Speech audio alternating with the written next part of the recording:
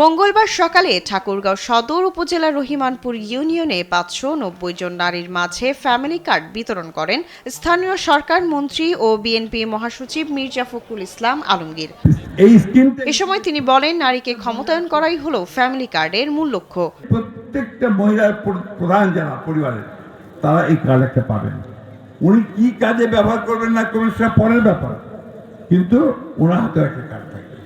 এটা হচ্ছে সোজা হিসাবে আমি যেটা বললাম যে মহিলাদেরকে ক্ষমতায়ন করা, তার হাতে একটা অস্ত্র তুলে দেওয়া যে আমার শক্তি আছে, আমার এই ফ্যামিলি কার্ড। চট্টগ্রামে নারীদের হাতে ফ্যামিলি কার্ড তুলে দেন অর্থমন্ত্রী আমির খসরু মাহমুদ চৌধুরী। তিনি বলেন, বর্তমান সরকার নারীর ক্ষমতায়নে বিশ্বাস করে।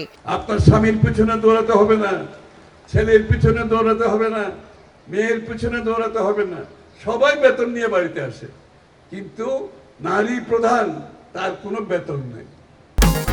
প্রাণ লাচ্ছি, খুব খাচ্ছি, আরাম পাচ্ছি। সরকার সিদ্ধান্ত নিয়েছে যে আপনারা 2500 থেকে যে মাসে 500 টাকাও বাঁচান, এই 500 টাকা দিয়ে আপনার আগামী দিনের ছোটখাটো আপনারা শাকসবজি করতে পারবেন, হাঁস মুরগি পালন করতে পারবেন, ছোটখাটো কিছু কিছু কাজ আপনারা বাড়িতে বসে করতে পারবেন। এটাও কিন্তু একটা অর্থনৈতিক কর্মকাণ্ড।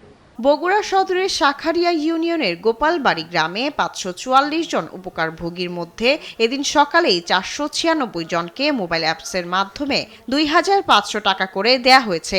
টাকাটা পাই আমরা খুব খুশি হয়েছি, মানে অন্য বাচ্চাদের লেখাপড়ার সুবিধা হবে।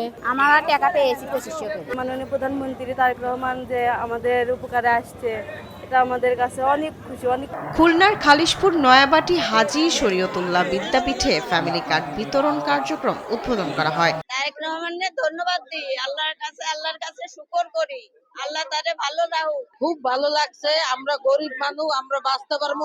বান্দরবানের লামা উপজেলার ফাঁসিয়াখালী ইউনিয়নে 807 জনকে এই কার্ড দেয়া হয়। আমরা কিন্তু এখন জনগণের সেবক, সুতরাং আপনারা এমন কোনো কাজ করবেন না যে যাতে দলের ভাবমূর্তি নষ্ট হয়। শায়লা খান, নিউজ ডেস্ক, দেশ টিভি।